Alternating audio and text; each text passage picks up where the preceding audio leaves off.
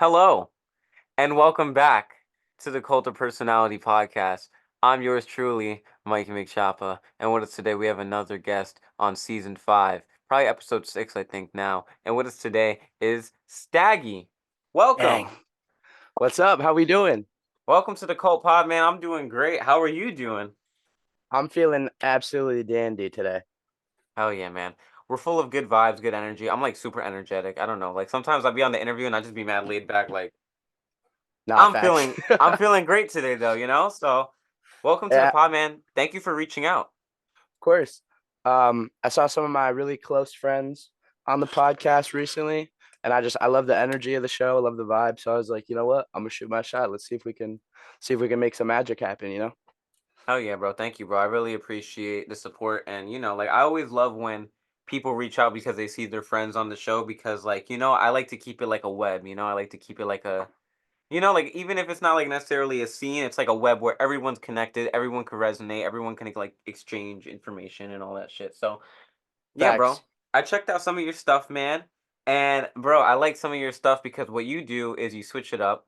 I noticed because I was looking at some of your discography and some of it was like a little slower alternative stuff, whatever. Even some stuff that you would expect in like the New York scene or whatever. But then I started swiping a little lower. I specifically I like Grava Goblin because shout out Yes, Choji. sir. Shout out We Choji, bro. I met Choji when we did the Call Me on Your Flip Phone interview. He was a great time and a great person to have on the show. And so when I saw that song, I was like, "Oh man, that's so funny, that's so crazy." I gave it a listen. It was actually really good, and your stuff is really sound. Like I like your flow, I like your variety. It's I cool. appreciate you. Yo, that song just kind of came out of nowhere. Shout out Caleb for producing it. But like I opened for Slump Success at the Brooklyn Monarch, I think. And like Choji was there and we were just outside waiting and he just pulled out like 6 packs of grabba and he's like, I'm the grabba goblin. And I was like, wait, that's hard. Yo, bro. I mean, yeah, it's catchy too. Like he kind of made it his trademark. He introduced himself on the show as the Grava Goblin, and that's like I know him more as that than Choji, and I only met him once. Yeah, no, So he doesn't get the love he deserves because he like really. That's why also too I wanted to like put that song out there just because like everybody knows Choji, but nobody knows like how much he really just be spawning in at every show that his friends are on and stuff. Like he really be making it happen. a real supporter, man. Those are like the real ones. Those are the real ones. Those are the ones that make it happen. That's So what I'm yeah, saying. shout out Choji, man. But hell yeah, bro. Staggy, I fuck with what you do. I think it's really cool that you could like dedicate a whole track to your homeboy, and like again, like just to put some exposure on your friend. Also, it was a fire track. Like I thought that shit was so sick, man. Much love. Um, I do love that song, but like that's one of my biggest like goals with my music because like I've been putting in the work to like get to the point where I'm at for a while and like seeing my friends trying to do the same thing. I try to give them like a little push. Like that song specifically was part of this series of albums I'm working on called 4TF, which is for the family and just like every song on them is like collabs with like my friends and like my friends will produce the beats and it's just like I'll put out 12 songs with features just cuz like yo look at all these dope people that I'm working with. Like it's not to right, highlight me. My albums are to highlight me, but not like these little compilations. right, and that's cool that you even like have like this like concept in your head to where you can like separate the two and be like, okay, I want to focus on putting my people on, and then also expose or like focus on exposure for myself. And that's cool to have that balance. I think that's dope. Personally, before we move on, I wanted to ask about your personal opinions on Graba. My personal opinion on Graba is like Choji himself, he's the Graba Goblin. He be going a little crazy with it. Like I like to smoke, like say in a day I smoke four. If you had a ratio of your spliff, like if you're putting, because I don't even know, I don't even know if you smoke Graba. If I do, you, but okay, if we're talking about your spliff, what's your weed to Graba ratio? um I say a cool like 25%. 25% is crazy. Okay, cool. I just wanted to ask because I know as being New Yorkers and being in New York and all this stuff.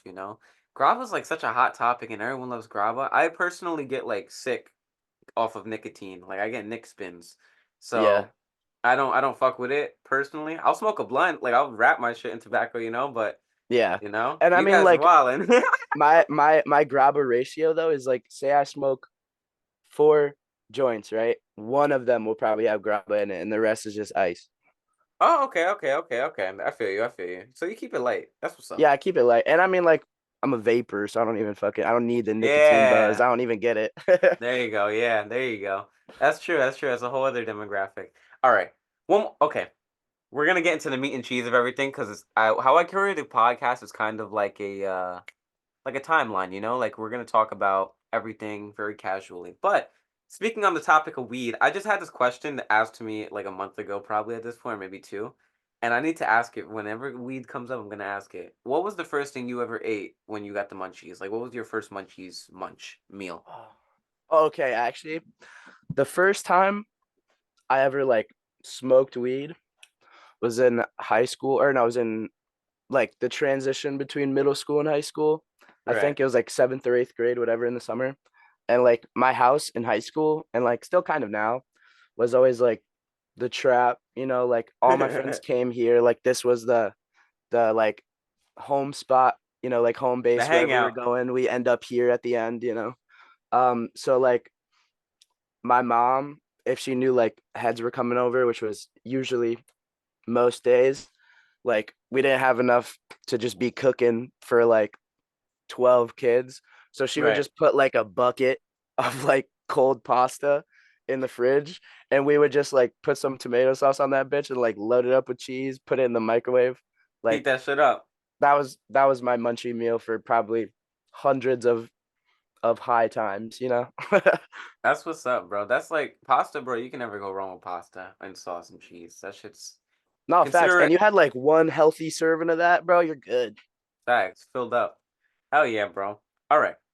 Now that I got the silly questions out the way, and also I thought it was a great opportunity. I'm like, we're talking about grab, we're talking about spliffs. Let me ask this question. But now, Staggy man, I'm not gonna beat around the bush because there's a trademark question we have. I'll ask it, and then we'll just stem from there. I've been waiting for this. Hell yeah, Staggy, the name, the image, the aura, and the energy. How to start? How do we get all the way to this very present moment in time? And everything in between, kind of like your whole origin story, or however you interpret the question. All right, yeah. Well, I mean, I guess I'll go in order. I'll start with the name.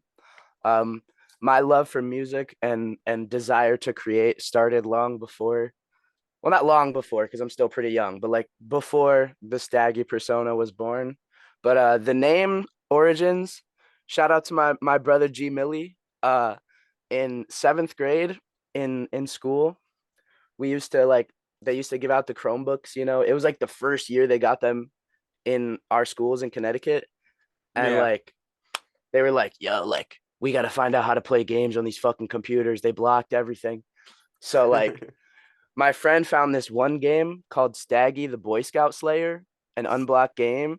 And then he like randomly made this song on GarageBand called White Boys Freestyle. And I was like, wait, that's kind of tough. Like, how did you just make a song? I want to do that. Cause I always wanted to create. And then I was like, oh fuck, like I don't know what my name should be. And I was just like playing in my little flex period. And I was like, Young Staggy. That my original name, because I was listening to so much Ski Mask the Slump God at this time, was Yeah. Young Staggy the Finesse God. Oh my god. It kind of gives like it reminds me of what's his name? What was it? Ugly God? Because he also like Ugly I think God, yeah, him too. yeah. That was like seventh grade. I was in. It was probably like, yeah, 2017, 2018, maybe Yeah. something like that. Hell yeah, man. That's what's up, bro. That's cool though that it came from like such a weird niche like topic, you know? Staggy the Boy Scout Slayer. What was the premise of that game? It's you just like play as like some weird like Darth Vader looking robot, and just like kind of as the title says, just slay these little Boy Scout NPC dudes. It's like it was stupid and it was like corny, but to this day, nobody has ever brought that up to me. Like, oh, did it come from this? Like every time I say that, people are like, what fucking game is that? Yeah, I mean, I remember like cool math games and stuff. You remember like when you had to like fucking get around wanting to do something in class on the school computer. Yep. But Shout out Run 3, bro. yo, facts. Nah, bro. Damn, Run 3? When I was in Yeah. school, they only had run 1 and 2. Yo, run 3, bro. Hey, That's I'm a crazy. youngin. I'm a Not youngin. even, bro. Because honestly, if you were in 7th grade, like 2018, I mean, I know it's like a 2-year difference, I think, between us. I totally Um, made that up. I just turned 19 though. just turned 19. Oh man, wait, when? Well, June, so like low key not just, but I've been Oh, saying okay, that okay. for a while. Yeah, yeah. Well, happy belated by a couple months. I thought you said just. I was about to say, oh, Phil's just. I just turned 21, so we literally are like, Oh like on yeah, a we are mad close. Yeah. yeah. But anywho, no, yeah, man, that's cool. I think that's cool because usually people like talk about their names, and I don't know. Usually it comes from something to do with the premise of your real name, or like something that I feel like you could kind of expect from like just knowing the name. Like there's been times I've had guests and I'm like, "Oh, what's your name?" And I could even like guess what got their name from. But Yeah. Staggy, I was like Staggy. I'm like a stove, like cigarettes, like I don't know, you know. Yeah. No, So I do like my name. I kind of hated it for a while, but like especially with like the young Staggy, like I just wanted to take all that shit out. But I like the yeah, simplicity of it, and like it comes with the like oh Shaggy, like stuff like that. But I don't care. Like I think that shit's funny. hell yeah, bro. With the name Staggy and when you were originally young Staggy and that new alias, number one, when did you start exactly again? Like 2018, you said? The first song I ever made came out March 18th, 2017. March 18th, 2017. Nice, that's what's up, man. And so with putting that track out, like what were you aiming for sound wise, Like what were you doing? What was going on? Well, that first song that I did, me and my boy, I mean, it's kind of like the standard like SoundCloud rapper story. I saw my friend like made a song on GarageBand and I was like, how the fuck do I do that? So me and my boy Malik or Lil Breezy, whatever, he don't make music anymore, but we went to Best Buy and we copped a little blue snowball, downloaded Audacity on my little laptop, and we were like, all right, let's get to cooking. So Yo, that was my the first that's song the I OG setup right there. facts. My first That- song I only had like a 16 bar verse on it. I just let him have the whole thing, but I was like, this is fire. yeah, And it was not. dipping your toes in, bro. That's what's up. Audacity with the blue snowball, bro. That was the ultimate beginner setup. That's so funny. That's what I started off with too. Like before, before that, I was doing like just recording it with a phone and then taking the audio of the video and just putting it up. But like before, then when you realize, that was cool. But that's what's up, man. And like, so with that freestyle, like I know you only had such a minimal part of it, but like, what were you guys going for? um, I think it was a tight beat on YouTube. The song it was called Gucci Bread. I think it was like a like a little baby type beat or something. It didn't even sound like that, but like we were Wow. just like rapping. Yeah, that's so fire. Yo, I'm telling you, like honestly, like my first song that I made, like that I could remember for real, that I made with my fucking relative, my cousin, bro, and it was literally the same scenario. I think that's so funny. Yeah, But like literally shout out him, bro. yeah, bro, that shit's funny, bro. Shout out your man, Lil Breezy too. But yeah, bro. So with that as well, where did eventually like to make it like a little transition point, where exactly did you find like what is like the present day version of Staggy? How did you come to be this? Like how did you get from where you started then to like now?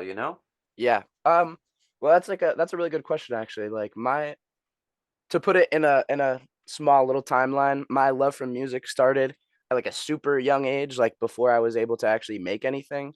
Hmm. Cause my dad, he was very young when he had me. He was 15, so it was very easy to like relate to him and like talk to my dad. Um, and he used to make tapes like back in the 90s when he was like, or maybe not the 90s, maybe like the late 90s when he was like 13, 14, 15, like right before he had me. And Yeah. I heard those later, and like when I was younger, um, the living situation was a little weird because of like my parents and stuff, and like they were getting into bad stuff. So Right. like I cherished the small amount of memories I did have with my dad, and like the first thing I can remember is him showing me like the Carter 3 and like I think it was Not Afraid by Eminem and Tech Nine, and I was like, dude, this is fucking crazy. Because before that, like I thought the radio, because like I didn't have like Wi-Fi or internet or like cable at my house, like I thought the only music that existed was like what was on the radio at the time, like Hey Soul Sister and like shit like that. So I was Yeah. like, wait a second, this is fucking There's a whole other world crazy. out there. Yeah. And then like I was just like, man, like I want to do that. And like I have one of those corny rapper stories too. I went to class in second grade. Shout out Miss Mathis. But we were going in a circle. I remember this vividly, and everybody's like saying what they want to do when they grow up. And like my boy Howard next to me, he was like, I want to be a police officer. And I was like, I want to be a rapper. And all the kids laughed at me. And I think about that and I'm like, look at me now. That's what's up, bro. That's awesome. That's But cool, man. to answer the question though, like from that it went to like, I would like write songs over like Kendrick Lamar type beats on YouTube after Damn came out, but had no way of recording them. Then we made that one song and it was like a meme for a while because like I was nervous to like actually be vulnerable since like kids at my school were listening to my music and stuff.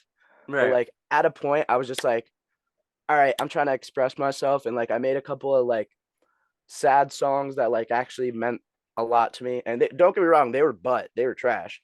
But like I showed a couple of my friends and they were like, you might actually have something here. And then I was like, maybe I could just, start doing whatever I want. And I watched like a long time ago, like way before I was like a fan of him or anything. I saw the first interview that X did when he got out of jail, like when Look at Me was blowing up and stuff. Yeah. And like I noticed he blew up off Look at Me, but then I heard that song Garrett's Revenge and I was Yeah. like he does both of these sounds at the same time. Like that's what I want to do. And then I just kind of like lived with that. I was like, I wasn't trying to be like an X clone, but I was like I can do more than like one genre at the same time. That's what I want to do. Yeah, you could just carry And duality, or variety. I started getting into like the online scene because like some of my friends started making music along with me. Emags and Cuban to be specific, shout out them. But like they were like, yo, there's like a whole like scene of people on Discord. I didn't even know what that shit was yet. So Yo, I was like, bro. Facts. and I was like, wait, there's like other people like doing what we're doing, like at the same level. And they're like, yeah. And we started getting in like VCs with homies and stuff. And I became a part of this collective called Gun Range. And like at that point, I don't think I had a song yet that had 1,000 or anything. And then Gun Range just blew up out of nowhere. Like we were getting the cosigns from Midwest and Funeral and Glaive, and like we the first song we posted did like 50K, and I was like, damn. And then like after that, like after I saw those songs do well, is when I was like, all right, like I always wanted this to be my career, but like this is showing me that it actually can be, and that's when I like really locked in and started like taking it serious. That's so cool, bro. Yo, that's dope. Like, I think that's cool that you found the inspiration and stuff. And actually, it lead me to want to ask a question, which I'm going to in a second. But it's cool that even with the cosigns and stuff, like, I think that's like such a big thing of validation. Like, not only even attention or any sort of interaction with like maybe people you may look up to or people that are popping in the scene or whatever, but also just common peers, people like me and you that are just still in the same struggle, the same boat.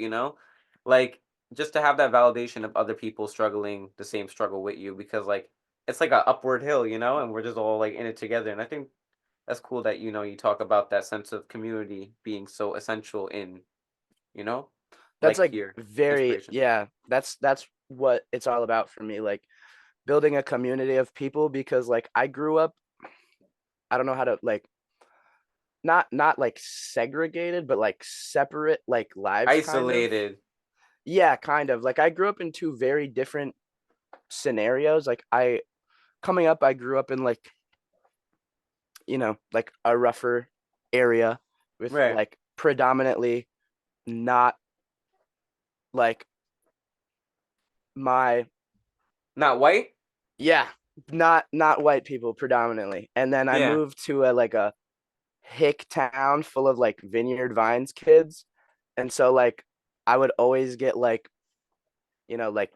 judged for the way I acted and like I always tried to fit in with this new crowd of people that I was like put like basically like like thrown into. Yeah. And it was just like I don't know, I felt like I couldn't be myself without being made fun of. And then I was like, once I grew up and like matured and realized like I don't need to prove myself to anyone, I was like, I'm just gonna like go back to what I was doing and like be myself. And that's what like rapping did, and that's what all that stuff did. And like I wanted to build a community where like all of these niches of people can like come and, you know, share a common interest because we're all humans. We all find interest in something, and like, you know, Hell yeah. Yeah, I like the premise of what you say too, because when you build on the foundations of community and the foundations of people and vulnerability and all these good, wholesome, pure-hearted things, it's only good things to come around you. But also what I wanted to say is that you mentioned like yeah, this phone is like so slow. Let me go.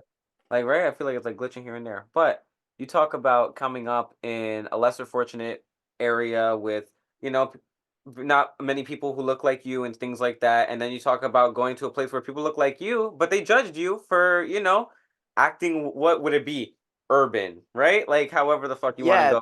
that's kind of like what threw me off a little bit is because the community of people I was more accepted in is the ones I was the most different from. Yeah, because you realize, there's not different. Skin is just skin, bro. I always think it's so funny, like that conversation, Oh which is yeah, not. no, but I especially just mean like not just like the exterior, but like the town I moved to is like very racist, very homophobic, all things I was not brought up believing in. You know what I mean? Right. So I Yeah. was like, why do you guys care? Like, Yeah. I relate to you. I relate to you. Well, I mean, I grew up in the Bronx 14 years and then I got moved upstate. And it's the same exact transition. The Bronx is like Puerto Rican, Dominican. You do have white, but it's like Italian, Albanian. So it's like there's still like culture there and it's still very, it's city life. Bro, I got moved to fucking West Bumblefuck nowhere, upstate New York, bro. And that shit is Vineyard Vine kids. They're yup. all racist. They're all homophobic. They're all transphobic. It's all this shit. And you're just like, holy shit, what the fuck? It's an eye opener. It really is. So, Yeah, and like seeing these like traditions instilled in people like growing up, I it just made me realize more and more like why am I trying to fit in with these people if I don't agree with like a lot of the things that they say. Like I could be not necessarily that I could have had this big of an impact on all these people, but like I could be a person of change. Like if I can change one of these people's opinions, then that's a yeah. success. No, yeah, of course. Hell yeah, bro. That's cool. It's good. It's always good to have that approach to things, especially, and not to bring race into it real quick, but just like especially with white people, bro. Like if you're a white person and you have white privilege in America, utilize it for good instead of wrong. So I like that you talk about educating other people. Thank you. Um, I also want to talk about you talk about coming up in a lesser fortunate place and then coming up in a more whatever fucking ritzy ditzy area. I wanted to talk about because you talked about coming up in Connecticut and stuff, which I'm like, okay, I don't really know much about Connecticut. It's boring. Not much to know, yeah. Yeah. And then I see you in the New York scene and stuff like that. So I'm like, how did you make that transition? How did you get to connect to New Yorkers and stuff like that in the scene out here? Shout out Lil Poof. Shout out APYCM. I love those guys till the day I die and everybody else. But how that I'm still in Connecticut right now. I still live here. But I constantly like basically every weekend I'm out in New York, like whether it's for a show or just to like lock in with the homies. Um I did my first show in New York about 2 years ago. I was 17. How that came about though. So there was a show in New Haven. Um, I don't remember what tour it was on, but it was Lil Poof DJing, Drugsta, Kojin, Lane, like, a lot of Princess Mob, a lot of main heads, like a Yeah. smorgasbord of people that are still involved in the same scene, but like before it was what it is now. Right. And I was like, I just walked up to Lil Poof because he was just such an interesting character to me. Like I never saw people in Connecticut that shared my same interests, like especially around the area I was in, like these underground shows and shit. I thought that was so cool. And I was like trying to invite all my friends, and they were like, that's a sketchy area. It's weird. Like I don't want to go there. It's like some weird abandoned factory. And I'm like, that's why it's fucking awesome. Let's go. And then I met Poof, and like I had never like been able to network myself in any sort of scenario, so I definitely came up on him on some stupid shit. Like I was like, "Hey, bro, like you think if I get the crowd to chant my name, like I could perform a song?" And he was like, "Fuck no." But like he was like, "I will like get you on the next bill though, like when we come back out here." So I was like, "Bet." And they were out there like literally 3 weeks later. I was on the bill, and then I caught the attention of Ryan and AP. Ryan, I'm not sure if he is anymore, but was AP's manager at the time. And he's like, bro, I just heard your song 6 in the morning. Like, you gotta come to New York for this show. AP was on the How Could You Forget Me tour. And I was like, I'm there. And I came there and I met Astro, I met AP, I met KJ, I met a bunch of people. And then just from then on, I kept coming back out to New York, kept doing shows, kept meeting dope people. And that's basically what I'm still doing, I guess, just on a little bit bigger level now. Hell yeah, bro. It's so funny you talk about like the fucking first interaction and shit. I thought it was so funny. Dude like dubbed you, but then he kept his word after, and 3 weeks later you got on the bill. I thought that was so funny. That's why I love Uh, Lil Poof. He had no reason to help me out. I was like, not me coming to this show probably only brought four heads in the door. Like, did not really profit off me being there whatsoever. He was just being a nice guy. that's 4 more. That's 4 more heads than they would have had if you didn't show up. So Facts. But I'm just saying he didn't really have much to gain and he still did it. That's why I always love Lil Poof. that's what's cool, man. And what I admire, and it's cool because stylists, even let me gather my thoughts real quick. Even if I'm Dial not in. the most into like personally myself, me personally speaking, even if I'm not most into like the styles of some people in New York scene, because there's a lot of like hyper and electronic sounds, and I like hyper and electronic music, but I have to be in a mood for it. But then also I have my mood for a lot of instrumental, slower music. But what I always admired about you guys in the New York scene and what you guys do, the gallery shows, and even you in Connecticut and stuff like that, and coming out to New York is like the DIY aspect of it all. You guys are all like young people traveling fucking locally, doing shows, flyers on Instagram and shit, bro. I think it's so cool, just talking about like even like just the networking and like your web of making your way into a scene, your web of making your way into these tours, the web into you making more music. It's like, bro, it's so it's inspiring to me at least. I don't know. I appreciate that. And yeah, I took a lot of that inspiration from other people and just like things I saw happening to myself that I was like, this is so easily avoidable. Cause like I can definitely understand what you're saying about like not got to be in the mood for this like digital sound, this like hyper pop shit. I'm the same way. And that's what was like kind of holding me back for a while because me and my homies came up, like I said, Gun Range was a hyper pop collective. Like every song I had on there, like I personally came up off this song called Bandits because it just blew up and everybody's like, oh my God, who's this Staggy kid? His verse is kind of crazy because like everybody in Gun Range was like a little bit up already. And I was Right, like the underdog, which they right. all deserved it. They're all cool as fuck. But like I was just very new to everything. And I was like, that was like my debut type shit. And so I was like, I locked myself in that box kind of like I was like, oh, how can I make a song better than Bandits? I gotta keep running with this style because people like it. And then I was Yo, like, yeah. if I keep myself in this box forever, I don't even like making this music half the time, so it's not gonna be authentic. But like my whole image and the whole reason I do this is like authenticity and like bringing people together for what they want to be there for. But if I don't want to be there for it, like what type of community is that? So then I was like, that's when I started like really like locking in and being like, no, like what do I want to drop? And like when I stopped worrying about numbers, stopped worrying about like what other people want to hear, is like when I finally started gaining traction again because like it's authenticity people want. Yeah, bro. Yo, bro, you know what? That's such a like I'm so glad you brought it up exactly like this because I've dealt with the same thing before and I recently just came back to music, so it's going to be fun to talk about this because now I'm not only podcaster, now I'm like artist podcaster once again. I heard your new Bro, song. It was tough. thank you, bro. Thank you. Thank you. I'm like so exactly, I'll talk about that. Thank you. Bro, like I started like I mean, when I first started making music, I have plenty of inspirations, but then eventually like I started finding myself and my identity with music, At the age of like I mean, the first song I really did that I liked was this song called Television. And it has like this electronic sound to it, but it's very like punk inspired, like very anti-government, anti-media, punk type vibe. And then because of the hyper aspect, it did well, especially because I released it when like hyperpop was like hitting the ground in like 2020. Yeah, like S- Lou Glaive. That's same era I'm talking about too. Yeah. Yeah, so it did well. It did well, and then I was like, damn, I guess I got to stick with like this modern kind of emo rap descended hyper wave, and it led me to like make songs that I didn't necessarily dislike or not enjoyed making, but I don't think it was ever truly the truest version of myself because I made tracks like I have a track called You Can't, which is like straight off like a punk rock kind of record. And I did that and that was so much fun. I thought it was so cool. And even if I thought it was trash in the moment, because like it wasn't what other people wanted to hear and it wasn't like what other people that I was around was making, I enjoyed it.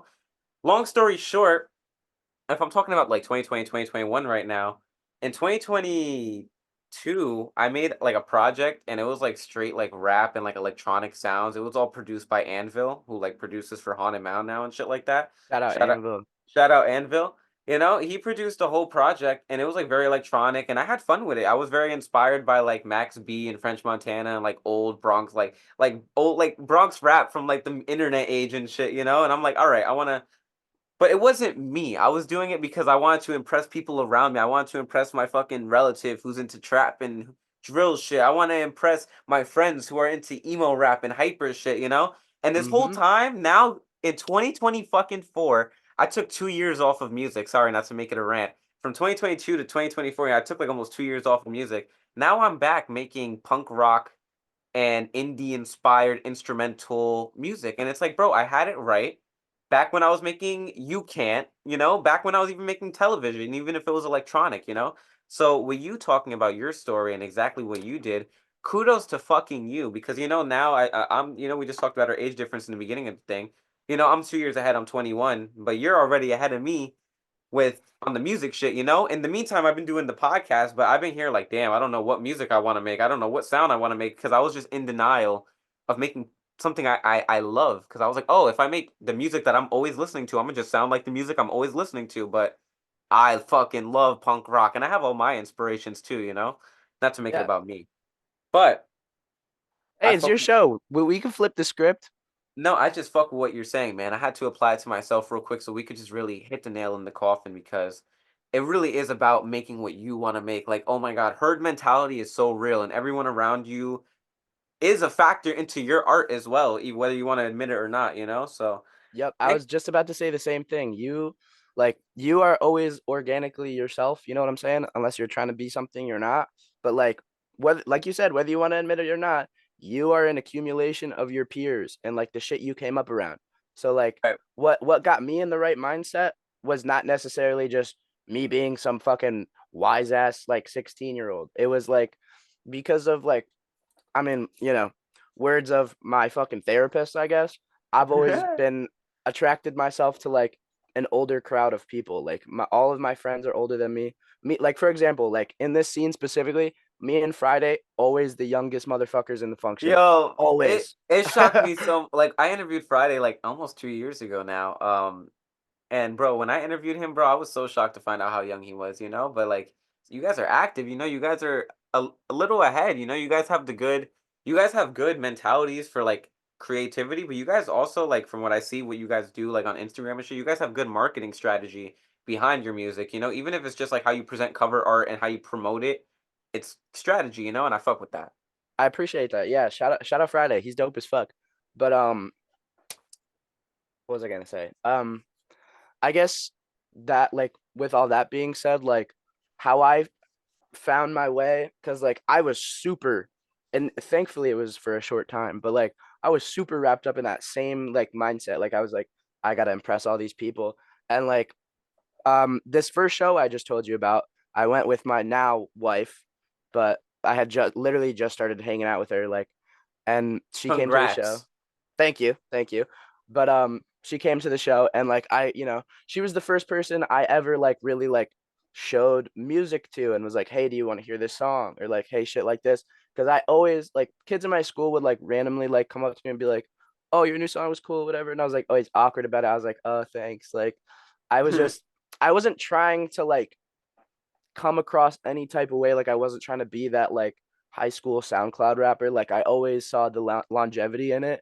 So I was like I'm presenting myself right now in a way that to you that like I don't want. But like I would show her stuff and she'd be like, "Oh, like you should drop this song next." And I'm like, gotta wait 2 weeks, gotta wait 2 weeks, gotta like, formulate this exactly the way that Bandits was when it came out so that it does good too. And she's like, how about you just like shut the fuck up and do whatever you want to do? And I was like, hearing that from somebody like I love and like respect their opinion, I was like, low key though, you're kind of right though. And then I started doing Yo. that, and I was like, because and like my best friends too, AP and Ryan and KJ and Astro and all these people, like I see them kind of like following that same mold, and they went through the same thing. And because they're older than me, they figured this shit out on their own. I just saw them, and I was like, oh shit, I gotta lock in. So Mm-hmm. like, you know what I mean? Like seeing other people that I actually care about their opinions and like take inspiration from, I guess in a way. I was like, no, I can't just keep like putting myself in this box. I gotta just like level up. Hell yeah. I fuck with that, man. I think it's cool, bro. What was I gonna say? I got a little like zonked out. Give me 1 second. Nice shit. But no, yeah, actually, I think it's really cool because there's so many external factors into art, like we said before, like kind of like how this whole conversation has been. And like, bro, shout out fucking Lena, my partner. She's the exact reason why I'm like, yo, bro, I just need to do what the fuck I want to do because like I've only ever been encouraged to be put in a box, by everyone, my family, friends, not like friends, like close friends, but like, even being in school and being around like your acquaintances and shit, and peers, you're like always put in a box. I'm always put in a box at least. And Nah, same. Yep. I met my partner and she's like, "Yo, bro, like, honestly, like, cause personally, like, I show her the music I've made and stuff like that, and she's like, she likes my music, but she's like, you gotta move away from like the SoundCloud rapper and like the auto tune, like the like 2017, like, and just move into what you like, and she knows what I listen to, and it becomes eventually. I like that. I like that you talk about that because it just takes the right person, the right person to fucking push you Yep. and And put it's you in like the at right the end of the direction. day though, I still make hyper pop music sometimes. I've found like the niche of making what I want. Like sometimes I came up like the biggest song on my Spotify right now is an Infinity 888 remix. I hate that song. But like it did well, and I was trying to impress my friends making it. But I will still make stuff like that because when I made it, I wanted to make it. I liked it. You know what I mean? But when Right. like the stuff I kept making after that to fit it again is the stuff that I didn't like. So like when I want to go revisit that shit, I do. But then I go back to trying new shit. Like I dropped that 4TF album, like I said, the compilation with the homies, predominantly just like a bunch of rap shit and like whatever my friends wanted to hop on. But then like the next drop, I dropped a fully acoustic album just because I wanted to. And then like that was my best performing project I've ever made. And I was like, just because I was authentically being me and experimenting with some new shit, and like people wanted to hear it. You know what I mean? Like people want to hear you for what you're doing. Like if you follow me, you follow Staggy, like you're not following like Ken Carson clone underscore 2256. Like you're following Staggy. You know what I Yeah, mean? I like that, bro.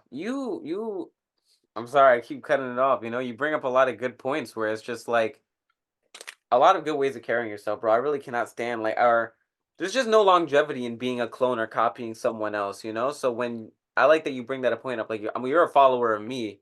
If you're listening to me, you're a follower of me, not like a follower of a clone of somebody else.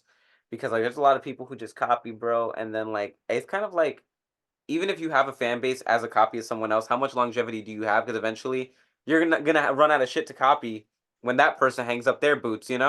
Yeah, So exactly. What happens when that wave crashes? Like, even the whole shit, like Playboy Cardi, for example, everybody wants to copy what he's doing, but every fucking album doesn't sound like the last one. So when this new Cardi album drops, everyone that made their whole career off whole lot of red clones is washed. Your wave all has officially crashed. all the opium motherfuckers are gonna be punching the air, bro. And it's But like it doesn't even mean these people are not talented. It's just like they're you just yeah, people like, why would I listen to you if you just want to sound like Playboy Cardi when there's Playboy Cardi? right, right. Especially in sounds where it's not so much lyrical content, because there's a lot of times where you could have two bands and they'll sound alike, or two artists and they'll sound alike, but their lyrical content are so different. They talk about different things, so it's like, all right, it's like hitting the same part of my brain for a whole different thing. That's cool. Yeah. But when you have music to get hyped to and it all sounds the same, it's like, well, all right, but like, where's the differentiation? But I need to move this on. I keep getting caught up. So now that we talked about all these little things of the past, I just want to ask one more question about the past, and then we'll get into what you're doing now. So, kind of like an overlying theme has been like your peers and music you've listened to and stuff like that. I just want to ask about your inspirations that got you into music. You already talked about some of them, but just really just run us down the list. Okay, well, I'll start off with like my celebrity inspirations. Something that really like caught my interest at a young age and showed me like it's okay to be vulnerable. Cause like I said, growing up in two different environments, both of these environments, it felt kind of like not acceptable to be like, sad or like put your feelings out there. Like you just got to put on this face all the time. Right. And like that's how I carried myself. Like I thought, that's pretty normal.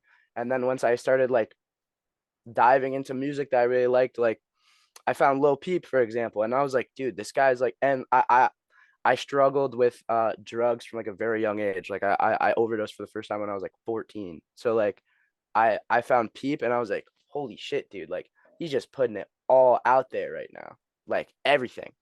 And I'm Right. like, that's cool as fuck. Like he's not getting judged for it. Like people love this shit. Like this what I want to do. I want to like I don't want to talk about guns and like bad shit I've done anymore. And like I still do sometimes, but you know what I mean? Like When you that's need to. when I'm amped up, when I'm in that mood, yeah, I'll talk about some shit like that. But like when I'm sad and I'm feeling depressed, I'm not trying to come in my room and be like, doing that same shit. Like I want to make whatever I want to make. So like that really put me on like to the right path, you know what I'm saying?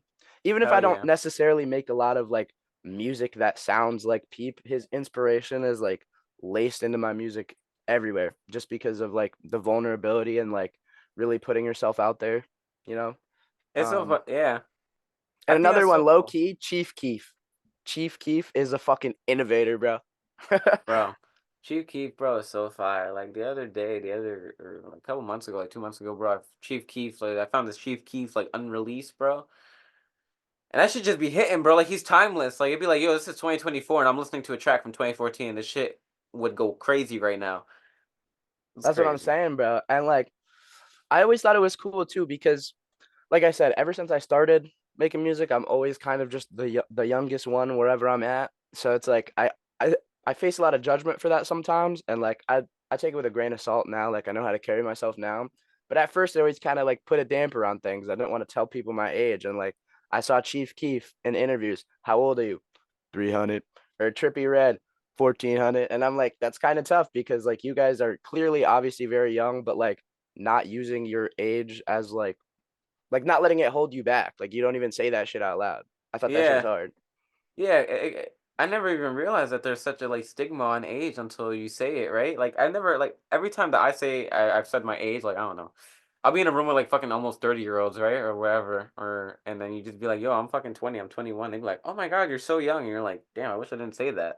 And like, That shit. yeah, as time goes on, like I am an adult now. You know what I mean? Like it's lessened over time. But like when I was walking into venues at 16 and like performing at bars I couldn't even legally get into yet, everybody's Yeah. like, why the fuck is this little kid here, bro?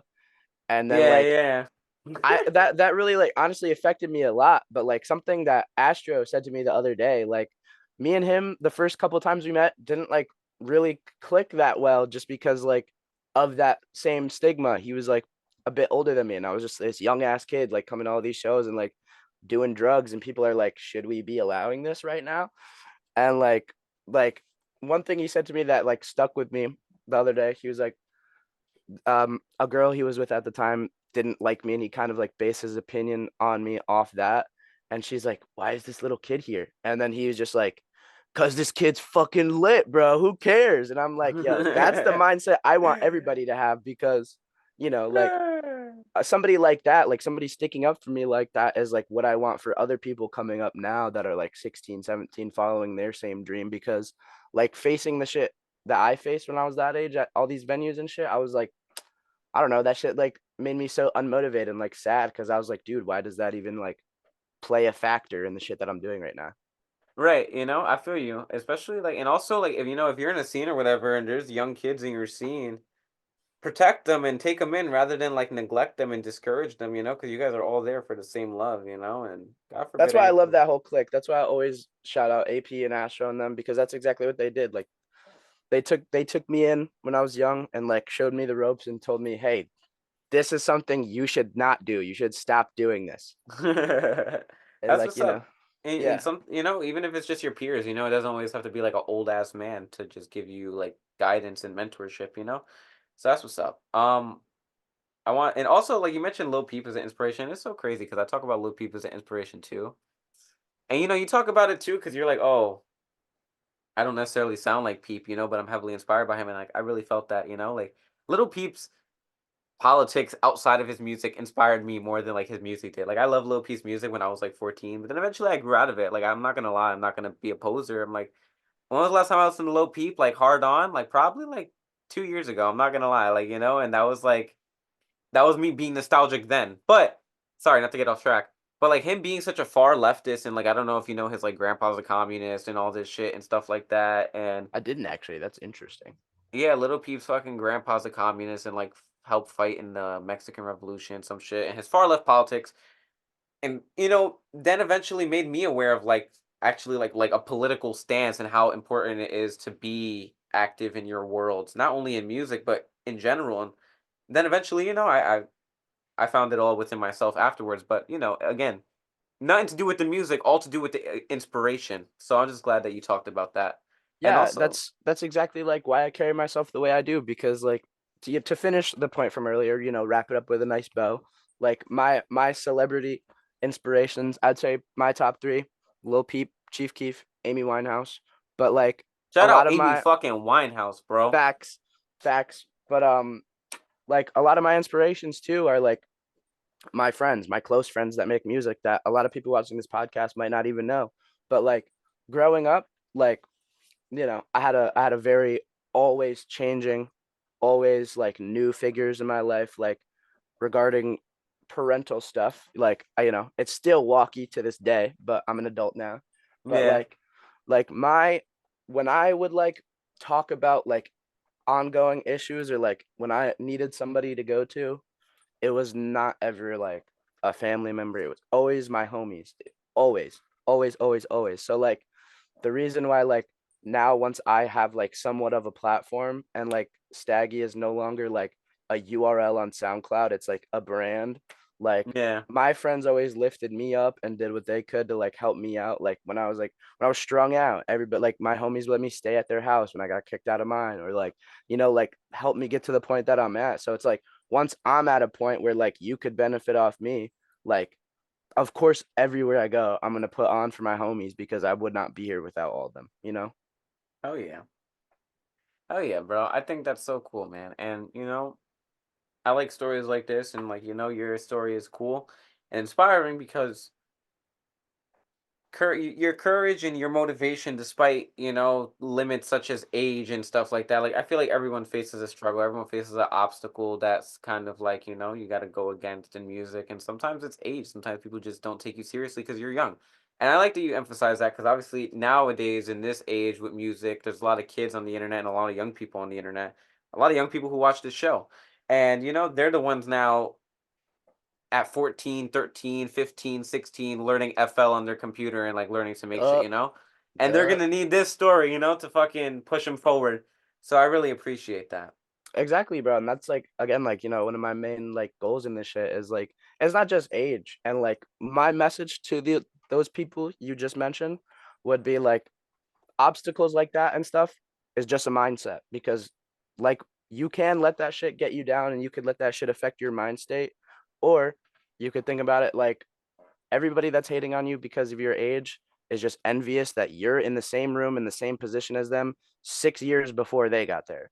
And like you could use that to your advantage. Like you go on TikTok, like I'm the youngest one doing this. Like you can use that shit to your advantage. Like every single roadblock thrown your way, you can let it hit you in the chest and fucking push you back, or you could fucking hurdle that shit and use it to your advantage. You know what I mean? Like anything thrown your way, you could flip it into a good thing or like a Turning beneficial thing. chicken shit into chicken salad is what I always say. That's what I say. I be turning chicken shit into chicken Yes, salad. sir.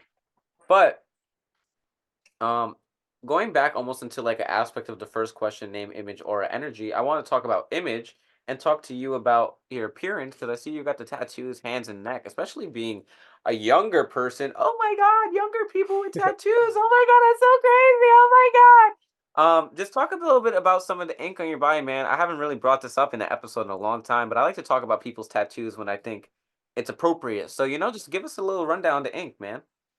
I mean, I got my first tattoo when I was like very young. Got my first tattoo at 14. So like I always love tattoos and like I always advocate for them, but I don't think to be like a rapper or to be a personality or anything, you need to ink up your entire body. Like I'm not inked up because like I want to look cool and like fit and aesthetic. I'm Right. inked up like because I love shit like that. Like one of the first I don't even listen to their music like that, but somebody that inspired me like to fit like a style like that showed me a style that I wanted, like aesthetically, like moving forward externally was like Black Bear. I always thought his tattoos were so fucking crazy. Like I was like, Yeah. dude, I want to be like a scrapbook and like, you know what I mean? I just thought that shit was so tough and like my hands and my neck are tatted. Like I did that not because like, oh, I need a sick neck piece to fucking show off on my next show. I was like, this makes me feel more of like myself. Like I used to be like very fucking overweight and like hate the way my body looked. And like I always hated how like my neck looked and my double chin and shit. But then like I got a bunch of tattoos all over like my insecurities and like it makes me like wear it on my sleeve. Like I don't give a fuck. Like, yeah, maybe I have a fucking fat double chin, but look at this cool tattoo right under it though. That's sick. I don't Yeah, care. that's so facts, bro. Like I feel you. Like when I was a kid, I used to be so insecure about my arms, and then I started getting tats, and I was like, yes, oh my God, I don't have to be Exactly. insecure Yeah. anymore. And Yeah, like bro. it's just like I think that it's also important though, like on both sides. Like tattoos are cool. I advocate for them. Look however the fuck you want. But also don't get tattoos just because you want to impress other people. Like get Yeah, tattoos I if gotta that's show what it you off at want. my next show. That shit was dope. You're a funny guy. You're a funny guy. You're a funny guy. What was I gonna say? No, yeah, that's cool, man. I like that sentiment behind it, bro.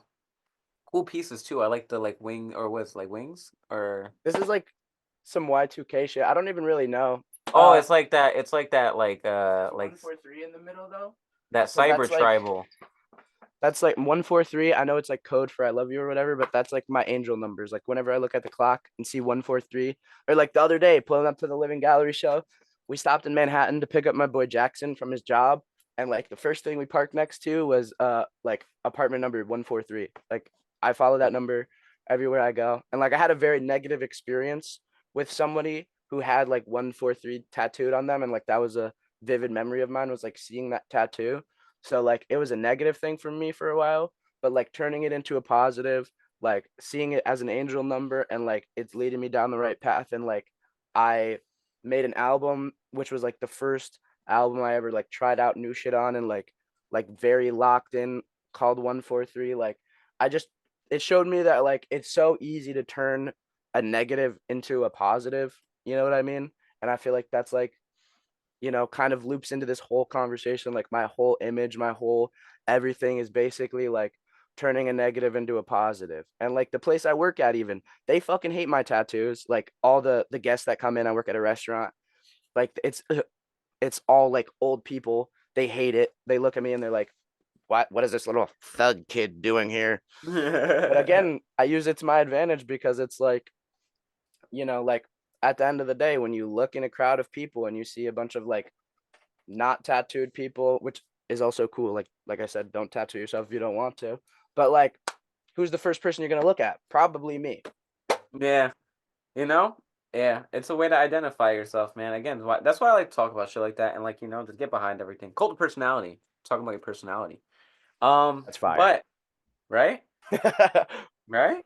But anywho, now to talk a little less about, the past and a little bit about personality and appearance, we're gonna talk a little bit about the present and what you're working on and what you're working on musically, whether it's projects or singles, also what you're working on outside of music. Could it be merch? Could it be doing more shows? Could it be music videos?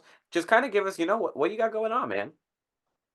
Yeah. I mean, I dedicate like 18 hours every single day to like anything regarding my career. Like it's not always recording or always filming a video, but like Right. like tonight, for example, like when my boy Jacoby, shout out Jacoby, he makes like all my cover arts and shit, shoots all my music videos, and like comes to all the shows and like films my sets and stuff. When he gets out of work tonight, which funny enough, we also work at the same fucking restaurant. We're gonna go shoot a bunch of like reels and shit for me to post for the next couple days. But like in terms of music, I am working on merch. Just trying to figure out like a good way to like get that ball rolling. Yeah. But got a new song coming out February 29th with my boy Closet. Shout out Closet. Uh Leap year. Woo. yes sir. That will be the first single off 4TF Volume 2, which as mentioned earlier was like the collaboration project for like to showcase all my homies.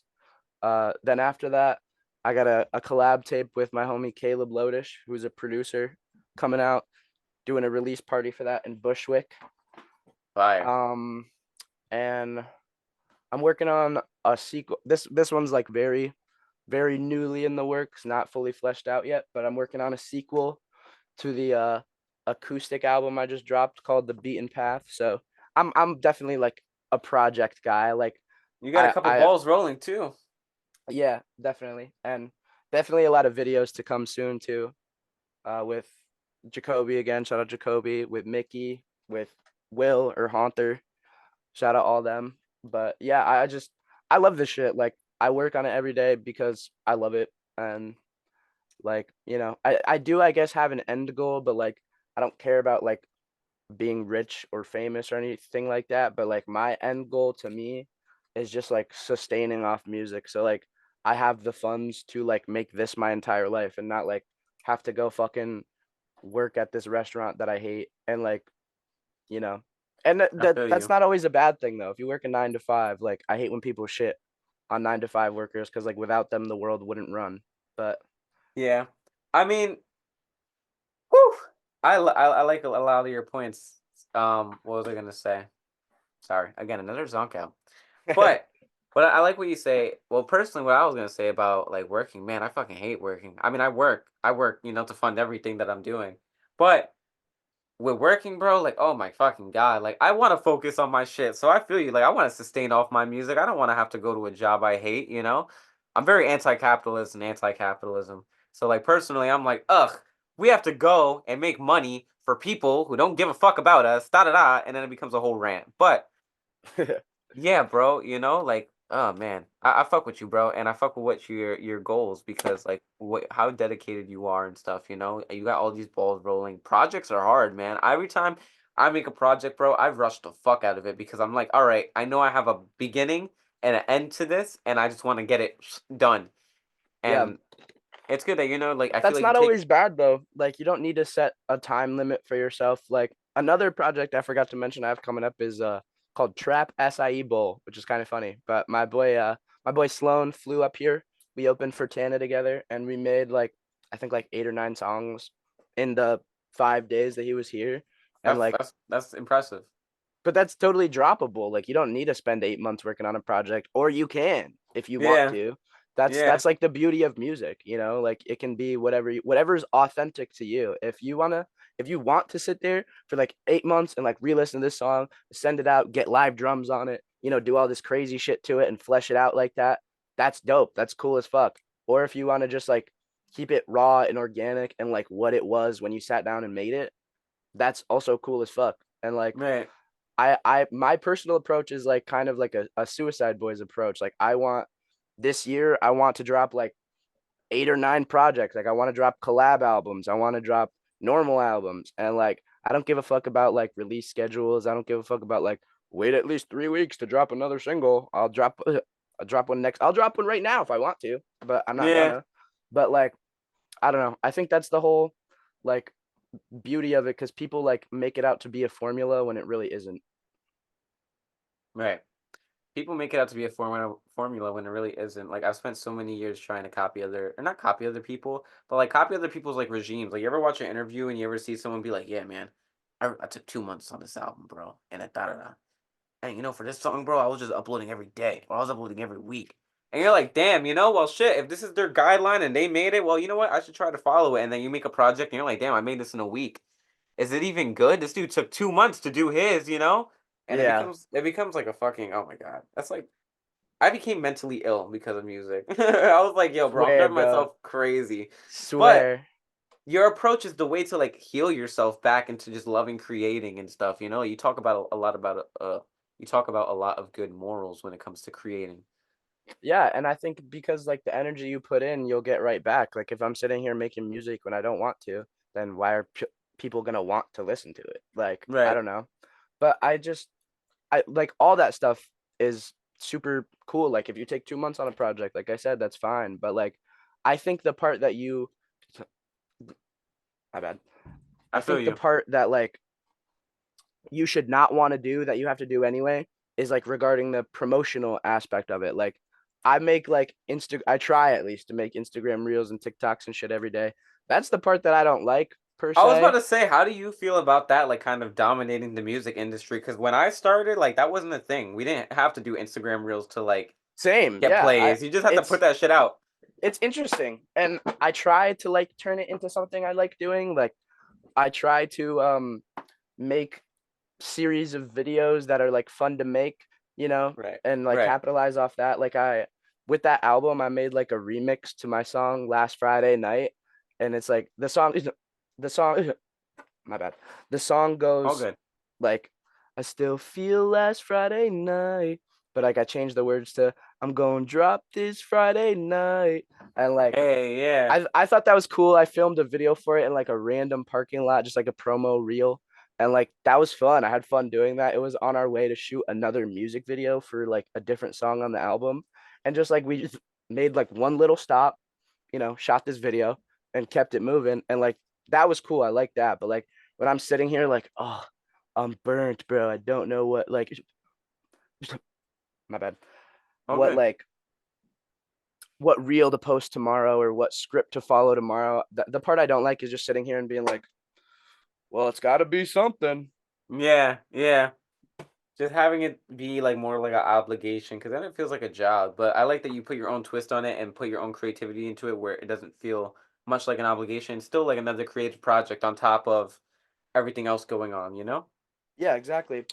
And I think it is important because you do have to like put in work that you don't like doing to get a product that you like, which like is just kind of normal human behavior. But I think like just realizing the importance of it, like people messaging me and being like, your music helped me a lot, or like your music saved my life, or whatever. Like maybe those people found me from an Instagram reel. Like that's why it's important because it's not about like getting a million plays on this song. It's like getting the right people to hear it. Right. Yeah, bro. Targeting your demographic. I just Um. try to make my demographic as wide as possible by like posting whatever I want. Like Exactly. I So just noticed that authenticity and being whatever you want to be brings you to exactly where you're trying to end up. And like there's no real way around that. facts. Facts. Absolutely. I noticed that even in myself, like, I just be on, I'll have a revelation one week and I go outside and you meet a new person. You're like, oh shit. Person starts talking. They talk like, a bunch of shit you've been resonating with. And you're like, oh shit. And you realize, oh, I'm synchronized. That's what's going on. Yeah. S- So now, talking a little bit about the present, you talked about projects you got going on and the sounds and vibes of each one and videos and merch and shows and all these cool things. Let me plug in my laptop and it's gonna die. Hold on one second. Wow. But I want to ask you now more so about the future. And we kind of touched on it because what you're working on now obviously is going to be your product of the future. But just like, what do you have planned for the future in the sense of the near future, the far future? What do you hope to achieve? Kind of just like, setting off the rest of the timeline.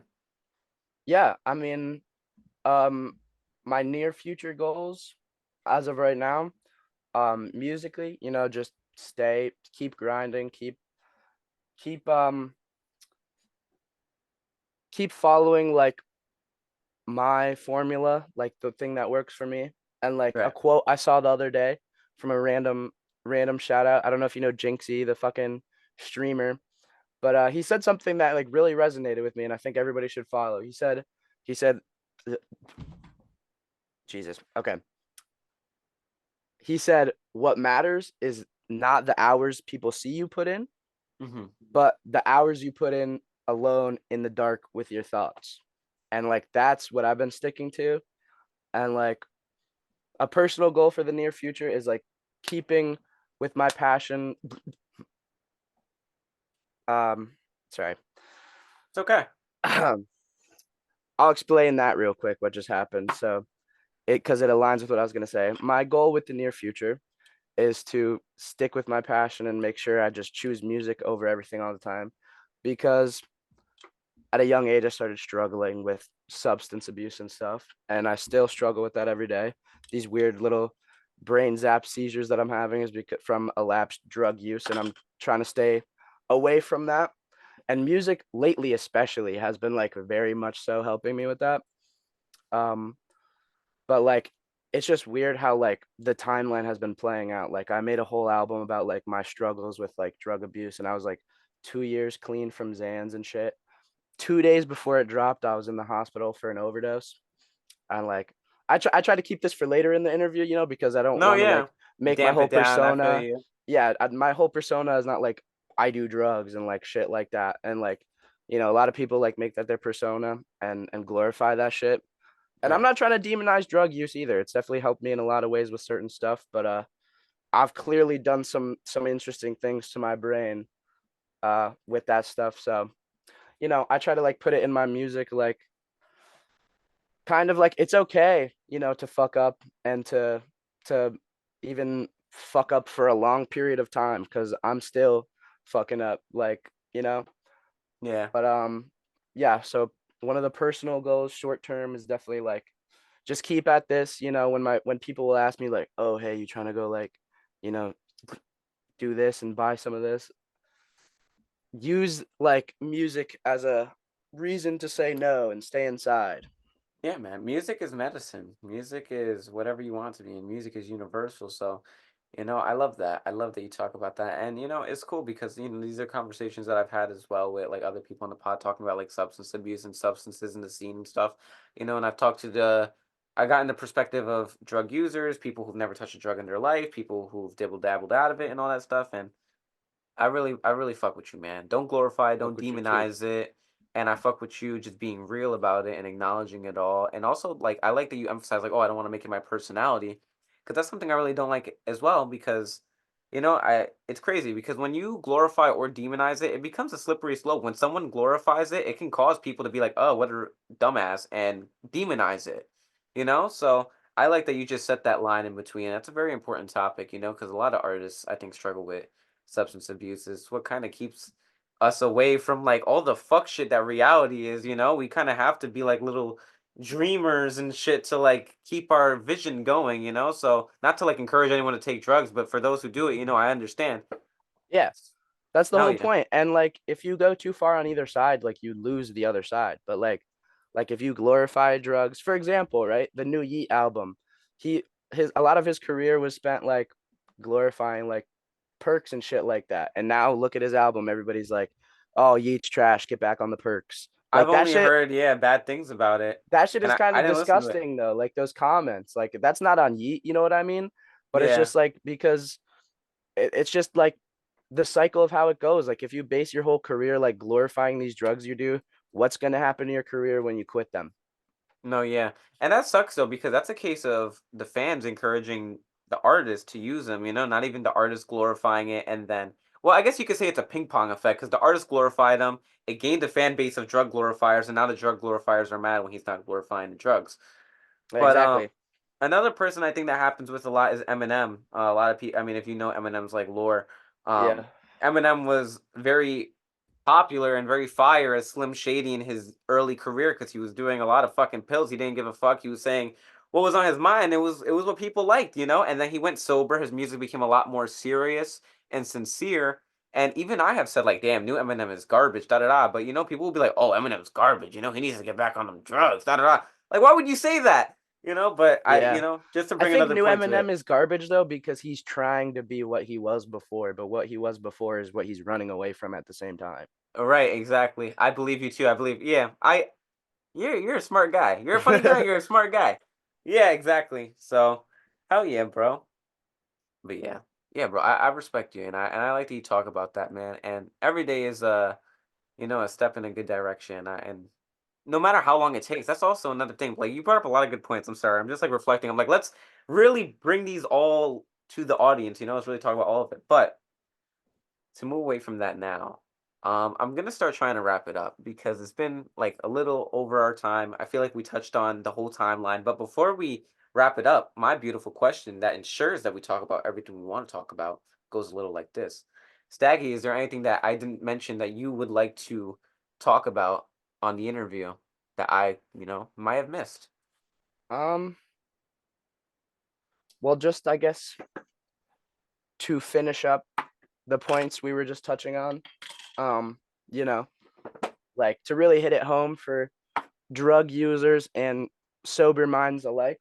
Um, I think, you know, each and every person like serves a role in society in many different ways, but like people that are stuck in addiction and like can't get away from that, you know, when you put them in a room full of people that have never touched drugs in their life and they just tell you, stop doing that, it's bad.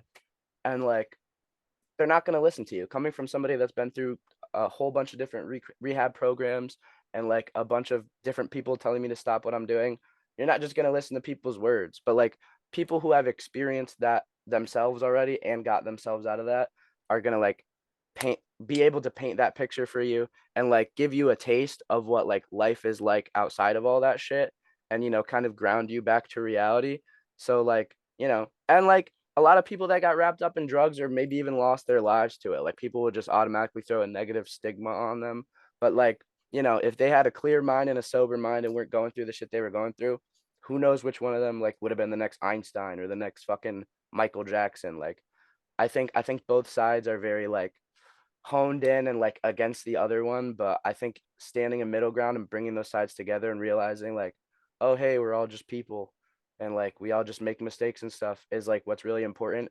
And I mean that can go for literally any fucking issue that the world sees and it will never like truly be fixed or be finished.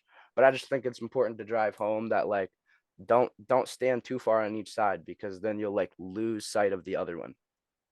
Yeah. No, I definitely agree to that. And drug usage is definitely a topic where that is applicable. I wouldn't say it's not. I wouldn't say it's applicable for every issue, only because in this today's world we're still dealing with fucking genocide. I can't see the other person's point on that. But like on everything True. else, like Okay, that's yeah. yeah, Fair. But like when a lot of issues, like there's a lack of tolerance for the other side, and intolerance is what creates like Ignorance. ignorance and toxicity and misinformation and all this different shit, literally ignorance. So absolutely, man, tolerant intolerance creates ignorance. And I fuck with that. That's a great point to leave it off. So now with that being said, we will hit the wrap up, which goes a little like this. Staggy, what do you got going on in the next day, week, month, year, decade, century, millennium? It doesn't have to be music related. It could be what you're eating for breakfast tomorrow. Just give us whatever you got going on. And the next day, I'll be active. I'm gonna be in my room recording, shooting some videos and stuff, getting stuff ready for the next drops and stuff. And the next week, a lot more information about upcoming projects and upcoming songs will be available to the public. But next month, next year, just keep my head down, keep grinding, keep doing what's best for me, and realizing like when I fuck that up sometimes, that's okay, and just roll with that. For the next decade, millennium, keep doing exactly what I just said, but um, keep keep my name alive, keep everybody's name alive that I care about, because I don't believe when I physically leave this realm of existence that I'm dead. I believe that I die the last time somebody says the name Staggy. So if you think of me, put it out there in the universe, and I'll still be here. I'll still be alive. Yeah, man. And that's awesome. I believe in that too, It's like kind of like fuck, what is it? Like you ever watch Coco? Like with the fucking, as long as your picture's up and on the memorial, your memories in the afterlife. So that's what's up. That's cool. Yeah, bro. Thank you for coming thank you for Thank you for coming having on. me. Yeah. It was a great time. Thank you for coming on. It was been like it's been like an hour, so thank you for the last hour or so. I know it's not easy to make an hour of your time free. It kind of is. I live in Connecticut.